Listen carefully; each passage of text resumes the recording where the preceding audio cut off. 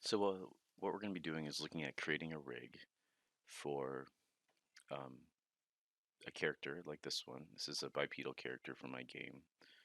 Um, as time goes on, we'll take a look at scripting it, things like that, um, and yeah, maybe doing some animation, like how do you do run, walk, and all that other good stuff.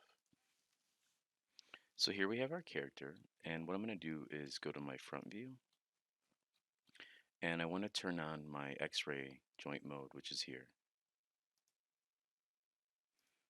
And you'll know it's on because it's compressed. And I'm going to go to rigging and go to skeleton, create joints. What you'll sometimes see me do too is I'll hold spacebar down and I'll go to skeleton and then go to create joints.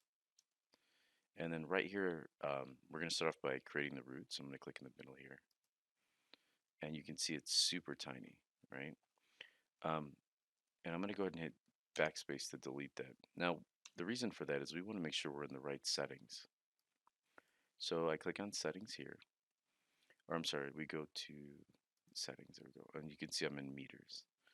Now, the scale of your character, so sometimes you'll go to centimeters and hit save, and then I'm going to hold spacebar down, right click on the word my, and go to perspective.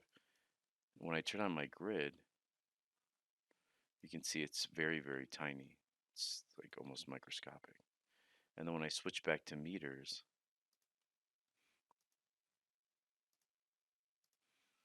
it starts to even it out and it looks much more normal.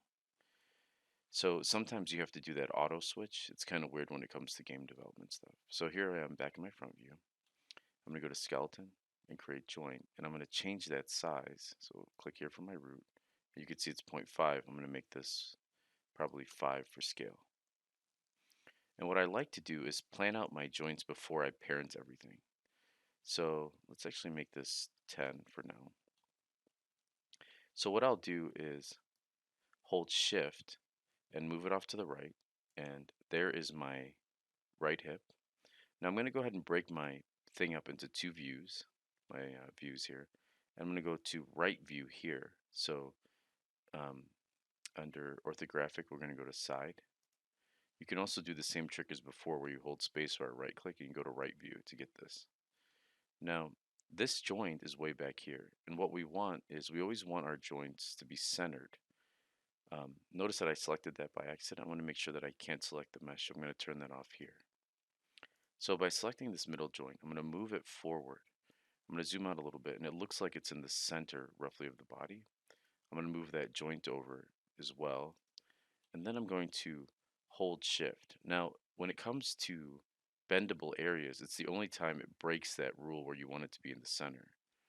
So I'm going to hold shift, bring this down, and pull this out just to the front of the knee. Holding shift again, I'm going to bring this back to an ankle. Now, we're going to be creating an IK handle down here, and the direction of the IK handle, which way the knee moves, will be dependent on where you tell it that the bend should be. So here's my ankle. The next thing I'm going to do is hold shift, create a joint in the center here for the ball of the foot, and then hold shift again and bring it out to the front of the toe. All right, now I want my joints to go up all the way through and into this root here. So I'm going to name this toe. I'm sorry, L, because it's the left side, underscore toe. I'm going to highlight that L underscore and just copy that because I'm going to be using that a lot. And then ball of foot, so ball of foot. This is my ankle. I'm going to move that up just a little bit more because I want it to bend right about here. So ankle, knee, and then hip. Now you probably figured out L indicates hip, and then you want to make sure this is named root. All right, so I'm going to select this toe, and then as I move forward, I'm shift selecting the next one and hitting P to parent, and it creates the joint between, or I'm sorry, it creates the bone between the joints.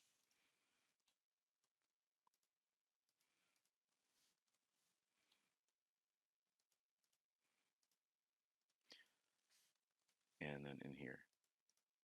Now to save time, what I'd like to do is mirror this onto the other side. Actually, let's skip this over. We also want to make sure that it's in the front view lined up as well. All right, so with that hip selected, I'm going to go to skeleton and you'll see there's a mirror joints here. I'm going to click the options box and I want to do YZ and I'm going to search for L underscore and I'm going to replace that with R underscore.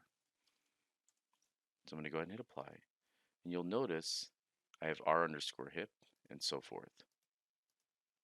See that?